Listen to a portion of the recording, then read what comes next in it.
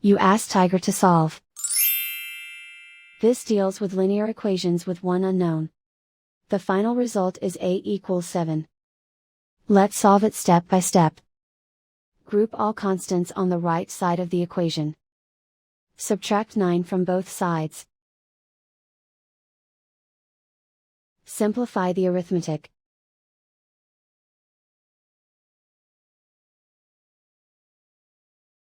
Isolate the a. Divide both sides by 5. Simplify the fraction. Find the greatest common factor of the numerator and denominator. Factor out and cancel the greatest common factor. And so the final result is a equals 7.